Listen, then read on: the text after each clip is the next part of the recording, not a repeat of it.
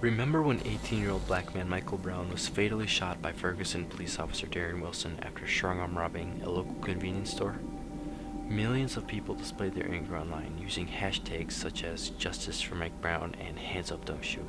Also circulating the internet at this time is the phrase Black Lives Matter, being tweeted over 27 million times, heavily promulgated by the left-leaning media and well-known politically active celebrities.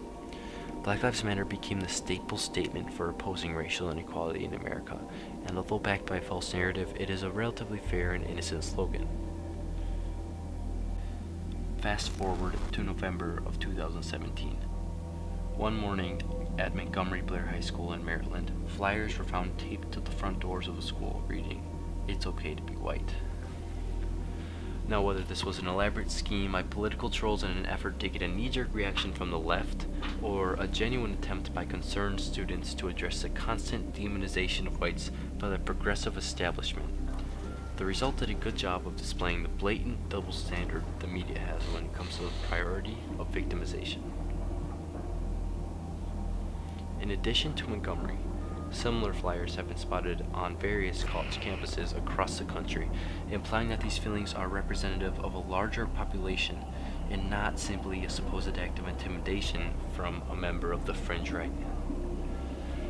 You may wonder how the writing on this piece of paper could possibly be more negatively received by the public than the vitriolic and hate-filled propaganda of Black Lives Matter, which is a very fair question. Authorities responded to this incident by launching an investigation, presumably to discover who put up the flyers and punish them accordingly, and predictably so, in order that they avoid any potential scrutiny from angered parents or students. So in this case, we'll give the school a pass. The media, on the other hand, the media said it was, quote, indicative of the efforts white nationalist groups have made to recruit in and around the nation's college campuses and other mainstream settings with claims of growing white maltreatment and expanding anti-white discrimination. The white victim construct is one that experts say, not so long ago, only had traction in avowed white supremacist, segregationist, and neo-Nazi circles. So essentially the phrase, "it's okay to be white," should be treated as recruiting propaganda for neo-Nazi organizations, even though there is an absence of clear evidence for a motive. Harvard Law School experienced a similar incident, as stickers with the phrase were found around campus. The dean of students called the stickers divisive and a provocation. More signs were put up on Concordia University's campus, and this is what the students had to say. "I was really shocked that someone had the guts to do this, because we try to promote diversity so much, and seeing this is saying, hey, we still have students who aren't fully invested in this diversity message. I just realized how much hate is going on. We live in a world without love, and it's crazy.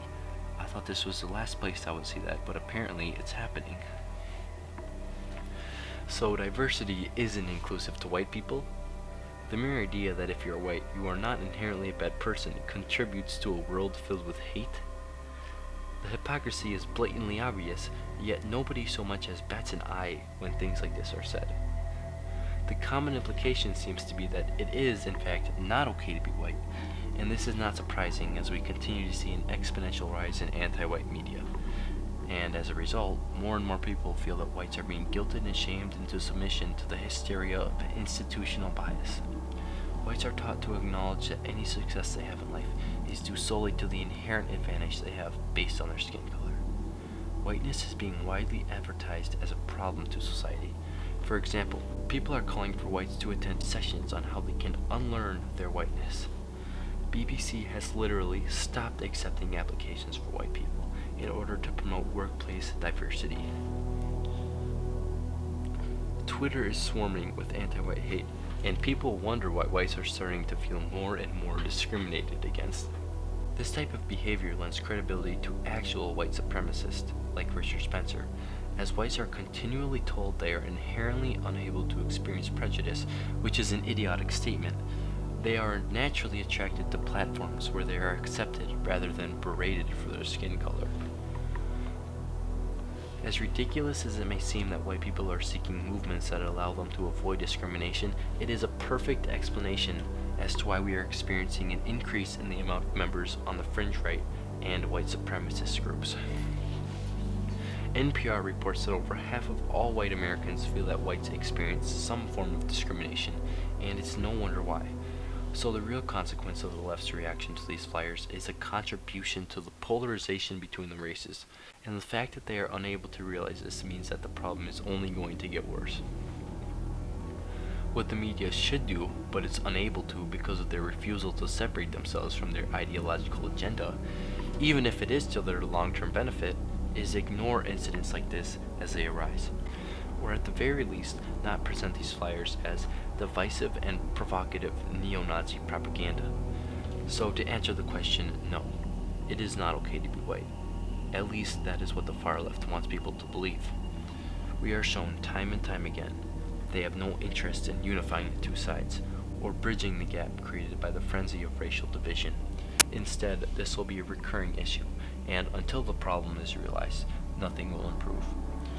In the meantime, the left is getting what it wants, a war on white America.